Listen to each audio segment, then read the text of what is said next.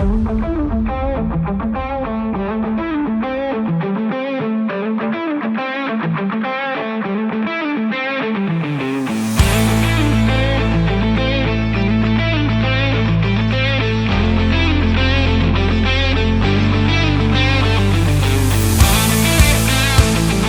right, Garage Door Heroes, thanks for chiming in today to listen to or check out the Garage Door Heroes podcast. I'm really excited. Today, I've got my longtime friend, Mike Batoff, joining us. Many of you know him. He is just a royalty in the industry. I hope that's okay to say. You know, I know that he is well regarded, highly respected in the industry, and has so much to offer. And I'm excited today to talk with him and just kind of get his story, because I think it's one that's valuable to all of us. You know, many of us have a story and how we got where we're at. And I think that's one of the most exciting things about doing this podcast, is getting to hear how people and how we got where we are. So I don't want to steal Mike's thunder. I cannot thank you enough for coming on the podcast and doing this show with us. And I just want to thank Mike for coming and being a part of this. But I'm going to hand the mic to him, and pay attention. Let's just listen to the evolution of a real monarch in the industry. Hey, Rob, thanks so much for having me on the show. I appreciate that. So as Rob said, my name is Mike Batoff. I've been in the industry for around 20 years now. It was back when I was 13 years old. I started my company, Batoff Overhead Door and Access Systems of Philadelphia. And at that time, I didn't have a license to drive a car. So my mother would drop me off to service calls and pick me up, and it was started out with friends and family. You lubricate the door, you change a hinge here and there, as much as a 13-year-old can do. You know, and by the age of 16, I hung my first door, hung my first garage door opener at 14, went off to Penn State University to earn a degree, and then the moment I graduated, put my company on the books, officially Batoff Overhead Door and Access Systems of Philadelphia. Ran that company for a good period of time, around 8 to 10 years. Got a lot of great experience. And then I had to ask myself a question. Am I working hard or am I working smart? It ended up being that I was working a little too hard. So what's wonderful about the garage door industry is that we're very collegial. Everybody knows one another for the most part, and we want to help each other out. Not because we have to, but because we want to. So I called a very good friend of mine, Edward Hermans, owner of Merchantville Overhead Door Company in Camden, New Jersey, another very well-regarded industry leader who you've probably seen a couple of his seminars in the past. We got together and I said, Ed, what can we do to really make my dream of having an enterprise in the garage door industry a reality? So we decided to go into business together and consolidate. And then we asked ourselves, what can we do from here? Well, it came about that a company out in Westchester, PA was going up for sale with a very long reputation, and we decided to acquire the company and put me as the lead role of the General Chief Operations Officer. It's a position that I take a lot of pride in. I've done this before, and I was very confident when I told Ed, absolutely, this is a position that I can handle. We brought Robb and his team in because we were truly at a loss. We did not understand the ins and outs of marketing because, to be honest, we're garage door guys. And we really don't know what that whole world is. And Robb will tell you it's a lot bigger than what you think. And there's a lot more that goes into it than what you'd imagine. So what had happened, unfortunately, is that we purchased this company. We got their phone number, which is really the big value. The number went away. You can imagine how stressful that would be and how disappointing that would be to put a large sum of money down for a client list, a phone number, only to have that number dissipate into the air. Robb said, not to worry. We help companies get up and running, whether they've been in business for 50 years or for 5 minutes. We can help anybody. And truth be told, Robb and his team have been keeping our phones ringing, even in the absence of that original number, which is so huge for us. We all know that we all have to go home, we all have to pay our bills, we all have to eat. But some of us have employees and we have payroll to make. We have to have work for the team and ourselves to do, or what exactly are we doing every day, right? So even though I am the lift master, genius, and king, I'm certainly not the marketing genius and king, which is why, just as we expect our customers to rely on us as professionals for their garage door, I rely on Rob for his professional advice when it comes to the world of marketing. Right. And it really has been a great experience. If I need something, I pick up a phone, I call him. If I just want to chat about the fact that the sky is blue, I could pick up the phone and call Rob. He's very cheery. He has a sunny predisposition, and he's there to work. We have a lot of fun. We play a lot of games, but at the end of the day, we're here for a purpose, and we're here to execute a job. And I'm very thrilled, as is Ed of Merchantville, that we're working with Legit 5, because at the end of the day, we're door guys. We're not marketing guys, and I know many of you guys can resonate with that. Yeah, man. Thanks so much. That became the Robb commercial. But and I cannot emphasize enough how much we appreciate working with you, Mike, and Ed. It has been really smooth working with the high level of professionalism that both of them have. But let's kind of go to what it means to be in the garage door industry and a garage door dealer. You know, Mike mentioned the immense, depth and broad scope that is Google and online marketing in 2025. There are so many places to market. And the reality is the people that capitalize the best on, say, social media or Google, there's not one place that they place their ads and they get a bunch of calls. We have to be seen everywhere. And that's kind of what's important to remember. It is big. Same thing can be said, because Mike has been largely my educator in the garage door industry. Same thing can be said about how immense and how broad scope the garage door and overhead and automatic door industry, right? Absolutely. And I mean, it can range from the little 8x7 sectional garage door for the little old lady down the street, or the 30x20, rolling steel door for the, waste management facility. Or the dock levelers, the dock shelters. The overhead door business today isn't just about garage doors. It's about a lot of, little components that you may not think are a part of the garage door industry, but really are as a whole. And I tell people, you're dealing with people. You're dealing with a human being. So it's not just about selling a garage door. It's about talking to people and understanding what their needs are. You have to play a little bit of a therapist sometimes. You get a call and somebody just ran into their garage door and they're frantic. They're scared. What do I do? This thing's on top of my car. Well, the first thing you do is you get everybody to just take a breath and remember that it's just a garage door, that fortunately, at least in my scenario now, nobody was hurt. We can execute a fast repair, get you a new door, get you section replacements. The point is that we're going to take the worry off of the customer. That's why we're in business. That's why we have a job. And at the end of the day, I know I'm not the only one who wants to go home knowing that I earned my paycheck. And by providing top-level customer care to your end users, it's going to yield a lot more business at the end of the day, because you're doing things the right way. We're all familiar with those companies who have unethical business practices. We won't name any names, but they're certainly out there, and we try to use those as a model of what to stay away from. Treat others the way you want to be treated. It's a golden rule that really doesn't fail and can be applied in a multitude of applications, not just our garage door industry, but in your everyday life. But you know what, Rob? What do I know? I'm just some garage door guy, right? Yeah, you are a leader, though, in the industry, and everybody that works with you knows that. Well, I care. And if you have a little care for these things, it truly does go a long way.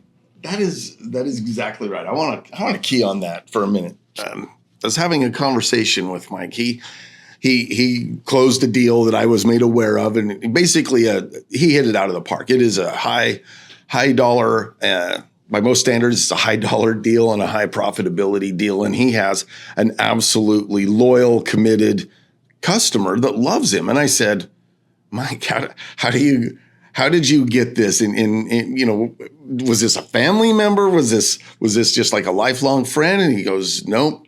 He said she just somebody that called for him to come out and give an estimate. And I just asked, how did you get to close that deal like that. I mean, there were guys that would just about fall out of their chair trying to get a deal like this. And then have a customer that is, Mike's almost her consultant through the whole thing. I'm gonna say what Mike's response was. I want Mike to talk about it. He said, "I put my best foot forward from the get-go. I built a relationship of trust in the first minutes of getting there, and the rest was easy." Now I'm going to leave it there. I want Mike to tell that story because he is the master of that. So a little bit about this scenario. This woman called our office, and she was searching high and low for a garage door company to work with her. She has an older custom wooden garage door that she's in love with. Unfortunately, we all know how wood garage doors go over the years when they're not taken care of. So it's a little unsightly at this point. So what we're doing is that we're implementing a custom vinyl door that's going to look exactly the same as her existing door, down to the 1/8 of an inch of the panel design and the glass. And we're going to give her a product that's not going to have the same issues that she currently has. But even before we got there, this is what she told me. She said, "I can't tell you how many door companies I've been through that just don't want to help me, that don't want to see what my vision is, that don't want to listen. They want to sell me a product that they think is right, not what I think is right." And I said, well, half the battle is listening to what your concerns are and what your tastes and aesthetics, your budget is. And the other half is the professional doing what a professional does, which is education. So we went through the options. She didn't even know that a vinyl door was even in existence. She didn't know that we can custom make a new garage door to look exactly like the old one that she's been in love with for many years. So a lot of this is listening to the needs of your customer. And at the end of the day, if somebody comes into your home and you have a clear vision of what you want, and the salesman is going on every other course but that vision, it's not going to make for a good sales call, and it's probably going to bother the customer in a way where you're probably not going to get a call back. This isn't about you. This is about the customer. Now, the customer is always right most of the time, but when they're not right, you educate them in a very eloquent and kind fashion to get them on the same page. You want to leave these estimates with everybody being on, again, the same page. You don't leave anything unturned. You try to answer the questions before they're asked, but never think or assume that you know it all on how to answer the question. Sometimes you have to say, let me do a little research on that. Let me send you an email. I'll get back to you. And on that note, when you tell someone you're going to send them a quote, when you tell someone you're going to give them more information, do it. Because all you need is to not follow through and have your reputation be stained or tainted as somebody who promises but doesn't deliver.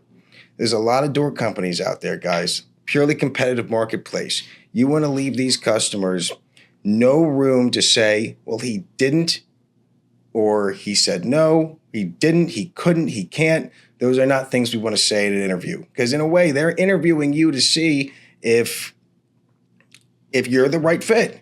And I've been through the occasions, Rob, where, I've had to learn this. I've made my mistakes in sales. I've made my mistakes in installs. I've made mistakes everywhere. Right. And then in retrospect, I see, okay, so that's how I did it then. This is how I know it needs to be done. So don't beat yourself up when mistakes happen. That's another thing I'm going to say, because I make them all the time. But it's how you handle those mistakes, in the post-action.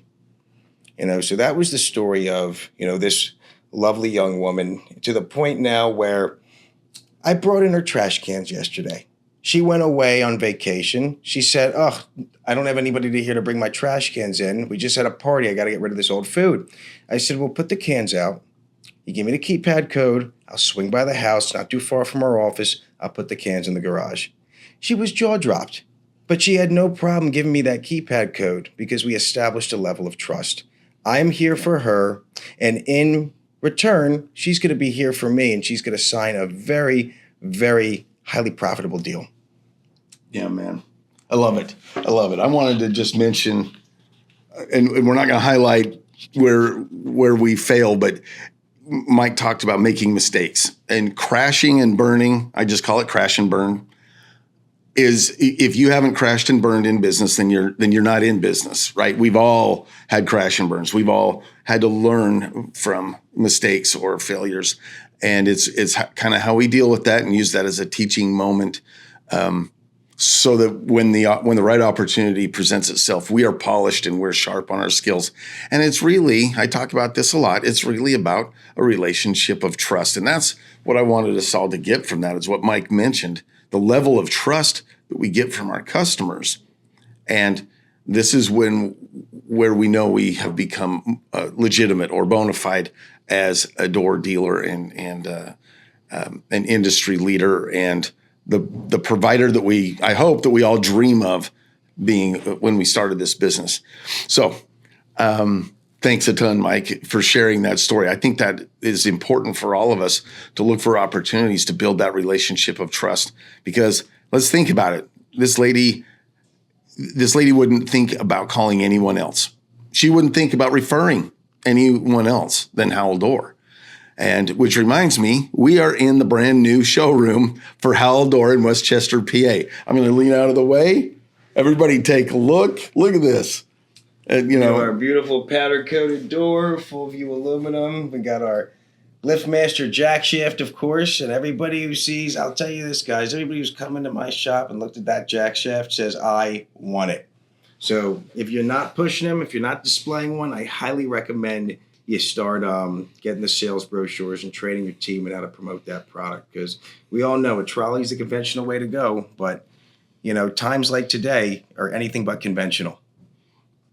Yeah, man. If you're not different, you better be cheap. And Mike just showed what makes him different, and this is where the customers, just that customer loyalty, just falls right in line. So thanks everybody for kind of sticking with us this far. I am Robb Leishman. We are a legit 5 garage door marketing company. We do Google and social media marketing. So we sort of rocket fuel the podcast here, and I've been working with Mike for over a year, and our friendship predates that by a long ways.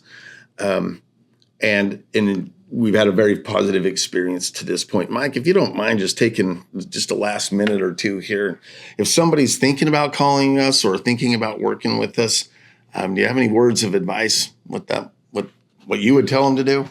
Well, I would say pick up the phone and make the call.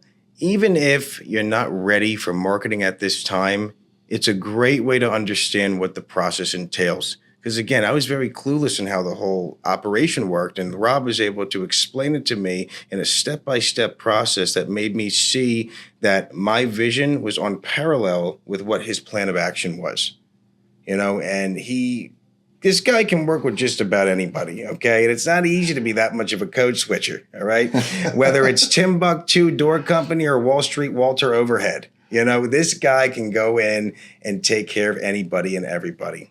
But ultimately, it's your call to make as the dealer, and you have to be in the mindset to want to make changes.